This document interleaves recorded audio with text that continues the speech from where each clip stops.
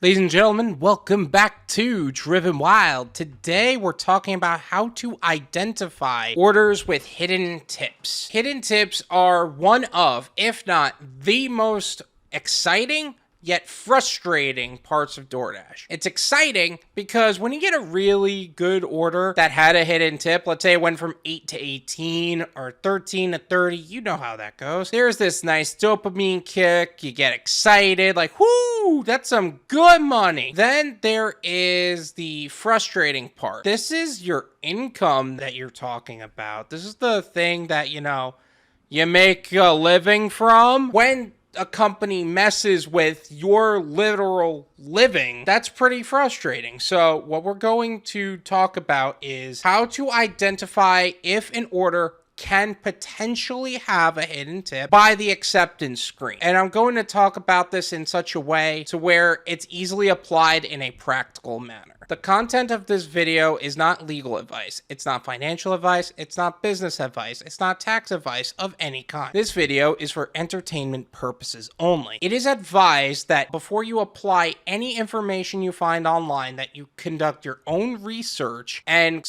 consult with qualified professionals. This is not a perfect system. Doordash is known to be messing with the algorithms on a regular basis. We're going to be talking about a lot of the constants that these are the things they like to mess with. This is the closest thing I got to a foolproof system. It's not perfect, but it works. I will not be discussing Para due to the fact that the tool itself goes against the terms of service of Doordash. Now, I agree and understand what their cause is.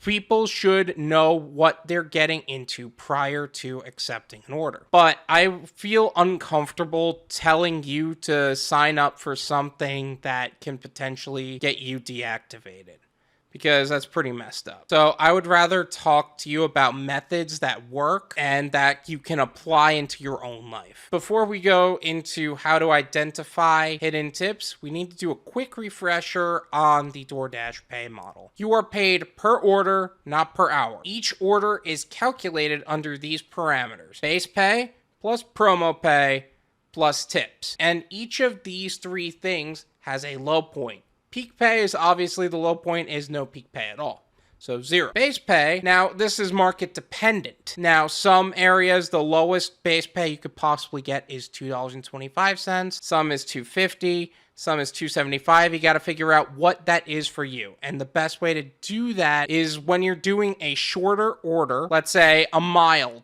to do an order. The best thing you could do is check how much that base pay is, because it is well below the parameters of which DoorDash will hide tips or whatever, and that is the lowest base pay it will be. So for my market, the lowest possible base pay is $2.50. Lowest tips shown. They're going to show you up to a certain point of the amount of tip on the order. This is the most a DoorDash order will show you as a driver from the customer's tip before they start hiding it from you. In most markets, it's usually $4. That was when I was still driving.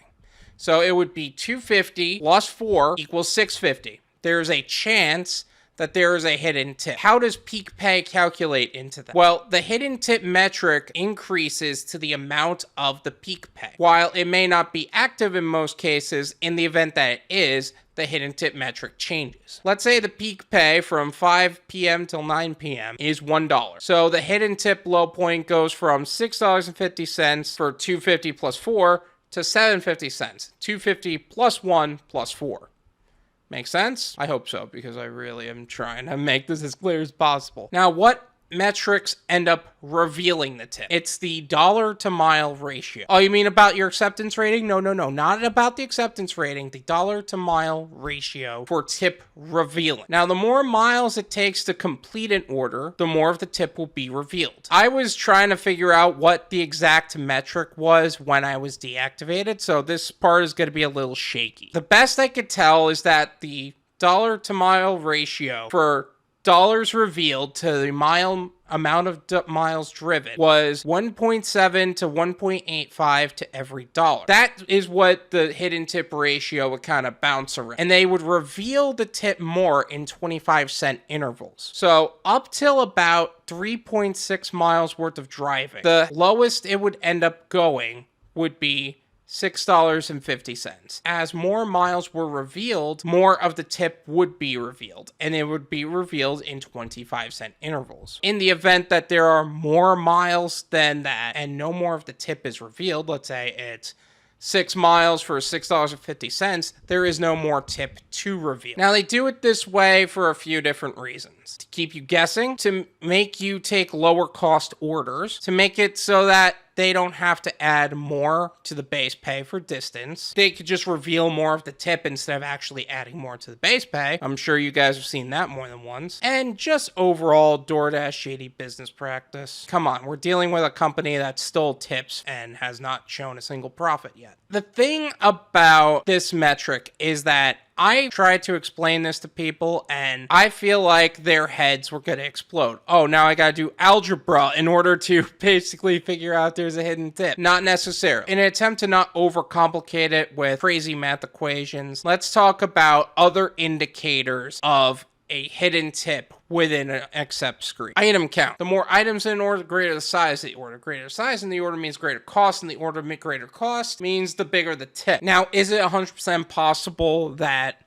a customer just added a bunch of sauces onto the order? Yeah. Taco Bell and McDonald's are notorious for that. And that's Dasher's fault as well as customers' fault. Prior to this pay model, there was an alternative pay model that DoorDash was using. And the more items in the order, the higher the value of the order. So what we as Dashers were doing was telling customers to max out the number of sauces you have, so that way it increases the value of the order for us as Dashers, and we can actually make more money from the company itself. Nowadays, it just throws us off because this rule is no longer universal. This is just for fast food restaurants. But that brings me to the second point, is the merchant itself is also an indicator. Certain restaurants and certain merchants overall have a higher cost to actually purchase items, not to mention higher order sizes in general. Also, for certain restaurants, it is a more common practice to tip your drivers or waiters or waitresses or whatever. Quick examples of this were pizza, sushi, Chinese, Indian,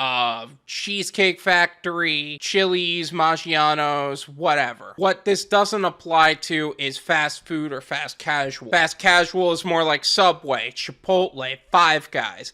Things that you don't have a waitress for, but there's no drive-thru. Fast food, you know, McDonald's, Taco Bell, Burger King, Wendy's, what have you. So the nicer the restaurant, the higher chance of bigger tips. This one, it kind of falls into the same category as the last one, and that is alcohol availability. So one of the things Tony Xu has said himself is one of the reasons that alcohol availability was such a prominent point is that it increases the order size, it increases order value, and overall makes DoorDash more money. This can include wine, this can include mixed drinks, this can include beer. I'm gonna be perfectly honest with you, I don't know much about alcohol. Seriously, in the early stages of 2020, if you know what I mean, when beverage barns and all of these other wine dealers and beer and beverage places were actually doing delivery, I was getting orders by the pallets, and I was making bank on those orders. 30, 40, 30, 40, 50, 40, 30, 40, 50, 40. You know, it was crazy. I was a little concerned for the shocks in my car, but I was excited to see those $30 tips so often. I will say, be careful, because you still want to follow alcohol delivery protocol. Location. Look, some areas are just better for tips than others, and that's just a fact. If you're in a lower middle class area where people are down on their luck, they're struggling to survive, yet they're still ordering on DoorDash, and you're just generally concerned for your safety, it's just not a good area to deliver in. And they don't have a lot of money to give because they don't have it for themselves anyway. I don't know why they're ordering on DoorDash. That's their decision. Now, what if you're in an area with giant houses and lots of money, and you know that their income is well in the millions, and there's probably movie stars and CEOs and blah, blah, blah. Also, not a good area. Not only is the chances of them not being home much higher, let's just be honest, they didn't get there by giving you their money. Oh, that is so bad. Now, let's say you're in a middle-class neighborhood, working class, middle class. They had to basically build up everything they have. They tip generously because they worked for tips at a period of time. And they tend to tip at least how they're supposed to, especially on larger orders. And they're generally happy with their lives, but they're working a lot. That's just kind of how that neighborhood is. That is probably one of the best neighborhoods to work in, is a upper middle to middle class.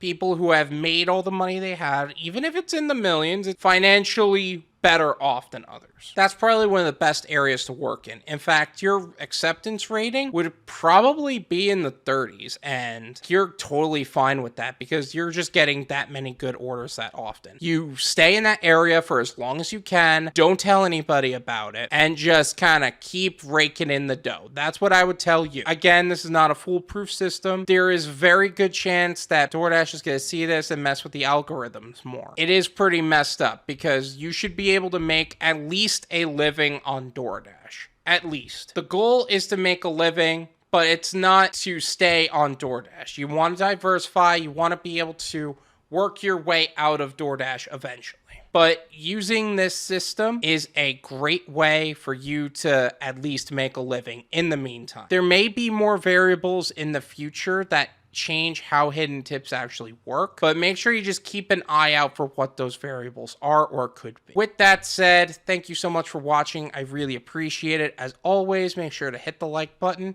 subscribe if you're new, and I'll see you guys next time. Peace.